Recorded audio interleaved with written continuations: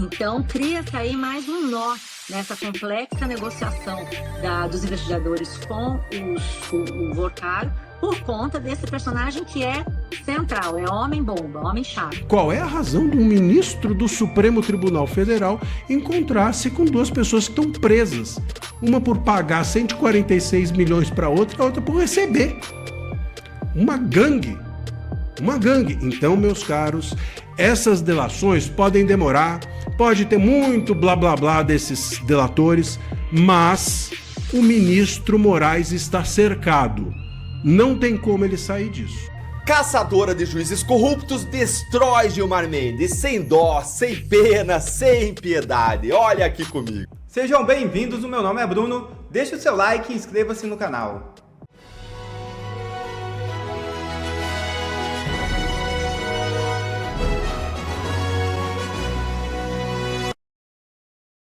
Presidenciável pede a prisão de Moraes e Toffoli e propõe algo que pode atingir todos os ministros do STF. É isso mesmo. Durante a agenda pública realizada nesta quinta-feira, o pré-candidato à presidência da República, Romeu Zema, apresentou propostas voltadas ao Supremo Tribunal Federal e fez críticas diretas a integrantes da corte. Entre as ideias defendidas está a criação de mandatos para ministros e mudanças estruturais no funcionamento do tribunal. Abre aspas. A primeira coisa que eu vou fazer é acabar com a farra dos intocáveis. Minha primeira medida será propor ao Congresso um novo Supremo. Um Supremo em que seus membros prestem contas dos seus atos. Um Supremo em que parentes de ministros não possam ter negócios jurídicos. Um Supremo com idade mínima de 60 anos e mandato de 15, para que seja a coroação de uma carreira irretocável. O judiciário é importantíssimo, mas hoje ele está sendo o contrário. Hoje os exemplos piores do Brasil estão vindo do Supremo Tribunal Federal, que se tornou um balcão de negócios. Está claríssimo. E precisamos não só tirar 2 ministros de lá, pelo que já se viu, como também mandá-los para a prisão, em nome de uma democracia. Fecha aspas. Malu Gaspar revela o desespero nos bastidores de Brasília com nova prisão no caso Master. É isso mesmo. A Polícia Federal prendeu nesta quinta-feira o ex-presidente do BRB, Paulo Henrique Costa, acusado de corrupção passiva e lavagem de dinheiro de propinas recebidas do Banco Master para aprovar as compras de carteiras fraudulentas. Os investigadores identificaram 6 imóveis que teriam sido recebidos como propina, 4 em São Paulo e 2 em Brasília, avaliados em 146 milhões no total. Além de Costa, também é alvo da operação o advogado Daniel Monteiro, responsável pela administração dos fundos e contas que o dono do Banco Master, Daniel Vorcaro, usou para desviar os recursos do banco e pagar propina para políticos e autoridades. Homem de confiança de Vorcaro, Monteiro representou o Master em negociações com o BRB. Ao vivo na Globo News, a jornalista Malu Gaspar afirmou que a prisão de Daniel Monteiro ligou o alerta em Brasília. Conta tudo dessa sua apuração, Malu. Boa tarde, seja bem-vinda.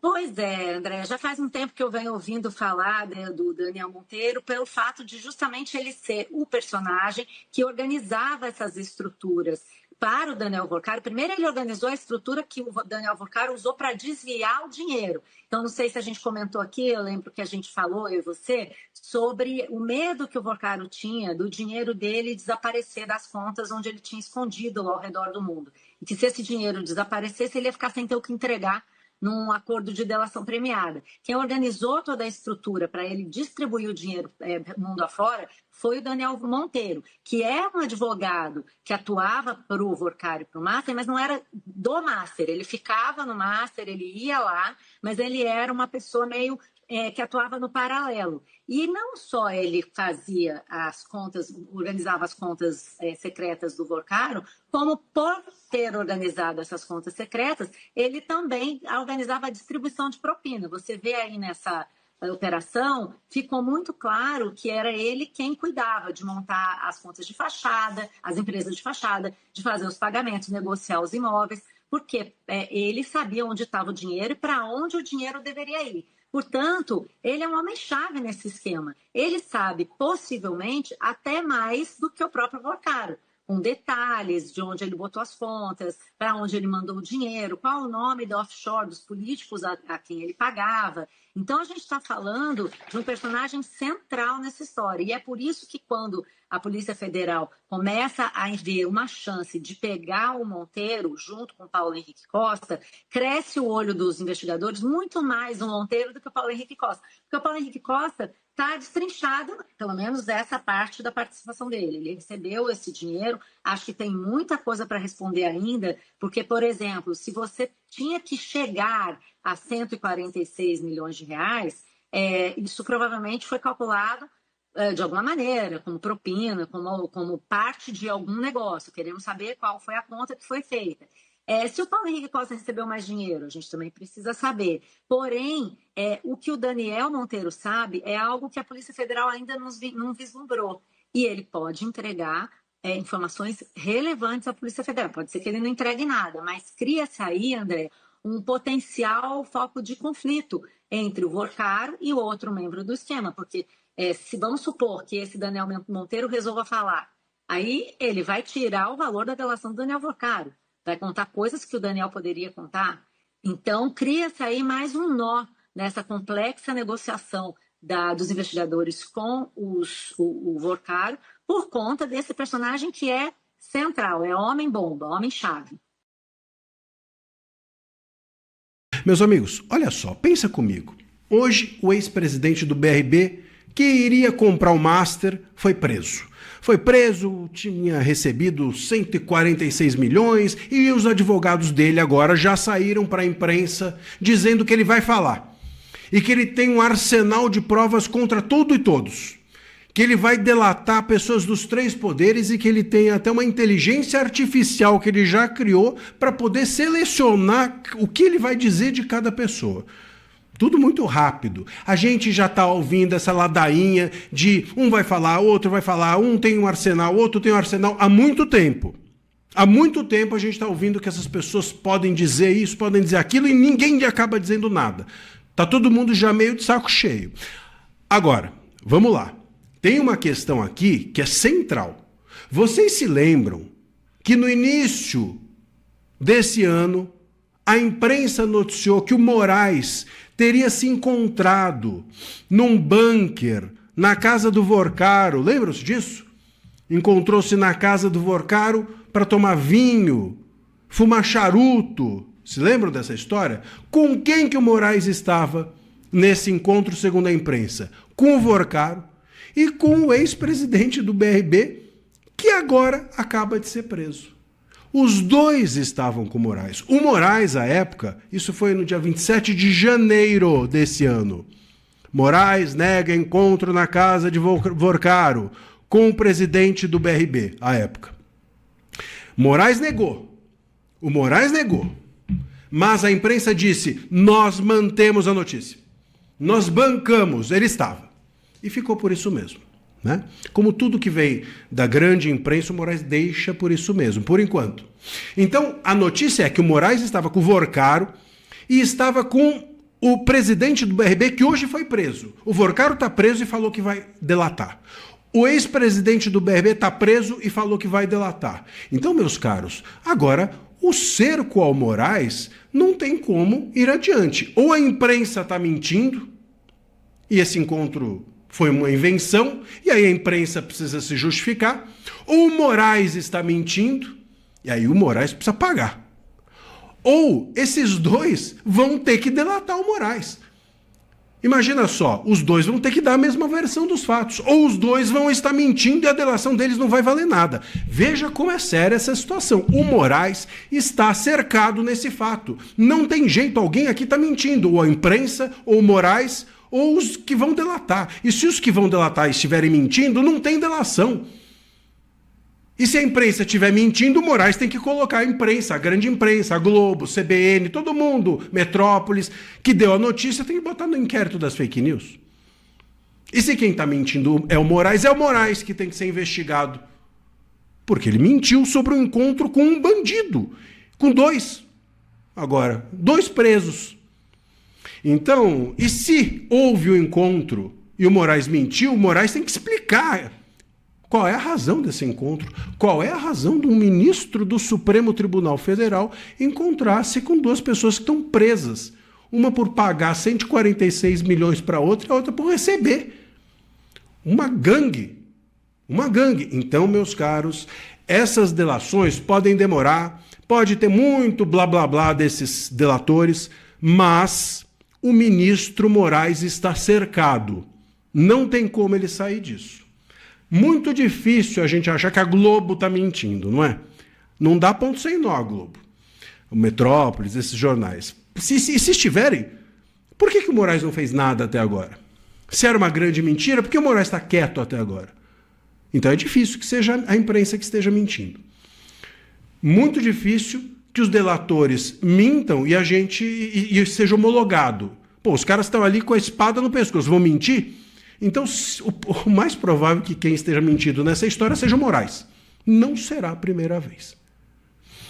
Vamos aguardar, porque o cerco ao Moraes está sendo fechado. Caçadora de juízes corruptos destrói Gilmar Mendes sem dó, sem pena, sem piedade. Olha aqui comigo. Gente, eu tô amando essa semana. Vocês acompanharam aqui no canal, né? Gilmar Mendes surtou, chamou senadores e milicianos, correu pra PGR pedindo a cabeça de Alessandro Vieira, atacou Zema, coitado do Zema, lá no X, o Zema que não faz mal pra uma mosca, foi lá e foi atacado por Gilmar. Aí Gilmar perdeu completamente a compostura. E agora quem que entra em cena? Ela, Eliana Calmon. Se você não conhece o nome, presta atenção. Eliana Calmon foi ministra do Superior Tribunal de Justiça, foi corregedora do Conselho Nacional de Justiça e ficou conhecida no Brasil inteiro como a caçadora de juízes corruptos. É a mulher que ousou dizer que onde há fumaça há fogo, falando sobre a magistratura, e que cunhou a famosa frase do tal dos bandidos de toga. Ela não é política, ela não é jornalista, ela é uma jurista, uma técnica que dedicou a carreira a fiscalizar e investigar juízes que praticam irregularidades ou até crimes. Quando a Calmon fala sobre abuso de poder no judiciário, pouquíssimas pessoas do país têm a mesma autoridade que ela. E o que foi que ela disse? O Estadão publicou uma entrevista imperdível da Eliana Calmon em que ela classificou a representação do Gilmar Mendes contra o Alessandro Vieira lá na PGR como uma vingança e revanche. Leia aqui comigo o que foi que ela falou. Houve uma precipitação do Gilmar Mendes para, assodadamente, apressadamente, atropeladamente, representar contra o senador. Isso é que me parece uma vingança e uma revanche. Vingança. Revanche. Gente, não fui eu que disse. Não foi político de oposição. Foi uma ex-ministra do STJ. Tá aí a foto dela. Corregedora do CNJ. A mulher que caçou juiz corrupto durante anos. A Calmon, ela desmontou a tese do Gilmar de que o Vieira teria cometido um abuso de autoridade ao indiciar ministros do STF lá na CPI do crime organizado. Olha isso aqui, ó. O senador Alessandro Vieira agiu como qualquer autoridade judiciária quando está à frente de uma investigação em processo antes da denúncia. É o que ele fez. Não disse que ninguém era culpado. Ele não agiu com abuso de autoridade, na medida que estava imbuído de autoridade constitucional. A Constituição é simples, gente. A Constituição, ela dá ao relator poder de investigar. Vieira investigou. Gilmar não gostou do resultado e aí chamou o que Vieira fez de crime. Essa é a lógica covarde e revanchista de quem acostumou a nunca ser questionado. É democracia quando convém e perseguição quando incomoda? É isso, Gilmar. E olha aqui essa frase mais devastadora que ela soltou. Eu tenho todo o respeito ao STF, mas não significa que os seus membros sejam infalíveis e que não possam cometer erros e equívocos. Eles também precisam ter todas as punições quando procedem de forma irregular. Ao se afastar das normas constitucionais e comportamentais, eles podem ser examinados do ponto de vista penal como qualquer outro brasileiro. Qualquer outro brasileiro. Durma com essa, ministro Gilmar. Ministro do STF pode ser investigado, punido, examinado penalmente. Calmon disse o que metade do país pensa e a outra metade tem medo de dizer. E ela cravou aqui esse diagnóstico final, ó. O STF é o tribunal que não aceita que haja qualquer crítica a qualquer membro. O que eles dizem é que ir contra a democracia, criticar alguém, né? Ora, eles não são a democracia. Eles não são a nação brasileira e não são o STF, eles são membros do STF. Eles não são a democracia, são membros do STF. Gente, vamos grudar essa frase lá no STF, vamos colocar lá naquela parede, atrás das cadeiras. Vocês não são o STF, são membros. Criticar Gilmar não é atacar Supremo. Pelo contrário, é defender o Supremo contra abuso de Gilmar. Investigar Gilmar não é atacar a democracia, é defender a democracia contra abusos de ministros. Isso é o mínimo que exige um Estado de Direito. Gilmar surtou, ameaçou, atacou, pediu a cabeça do relator, relevou uma invertida, uma aula pública de uma das juristas mais respeitadas de todo o país. Que semana, gente! O que você achou da fala da ministra Eliana Calmon, hein? Me conta nos comentários. Se eu dissesse nesse vídeo que ministros ou juízes da nossa Suprema Corte, do Supremo Tribunal, vendem votos, eu seria colocado no inquérito imediatamente e muito provavelmente o Alexandre de Moraes mandaria fazer uma busca e apreensão na minha casa. Outra busca e apreensão na minha casa. Só que o que aconteceu hoje foi além disso. Não é uma pessoa comum, um deputado, um bolsonarista, não.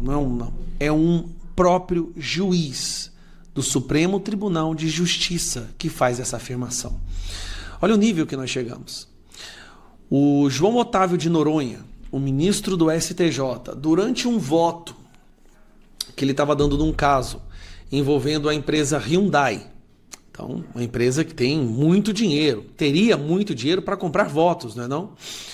Ele faz uma declaração, ele pausa o seu voto para fazer uma declaração que chamou a atenção do Brasil. É como se fosse uma denúncia o que ele está fazendo. Sem perceber, ele fez uma denúncia gravíssima. Bom, vamos escutar para você entender a podridão que virou o judiciário brasileiro. Não é à toa que hoje a população reconhece que a maior ameaça à nossa democracia é o judiciário. Eu, antes de seguir aqui, eu quero fazer um registro. Doutor Júnior, embora Vossa Excelência seja o advogado constituído, nos autos, legitimamente constituído e atuando muito bem, eu recebi mais de pedidos de 10 audiências para pessoas para falar do mesmo processo. E sem considerar a quantidade de pedidos que teve no meu gabinete para adiar o processo. Ok, ele está falando aqui que, além do advogado, mais de uma dezena de pessoas entram em contato com ele para falar sobre esse julgamento específico, para que fosse adiado, para interferir no resultado do julgamento. Vossa Excelência esteve aqui, acompanhou. Hoje mesmo ainda ligaram perguntando se podia adiar o processo, quando eu falei que já estava determinado. Isso mostra, e não nada a ver com os senhores, né, que Brasília está ficando difícil. Quantidade de interferência em processo alheio, onde advogado se encontra regularmente constituído.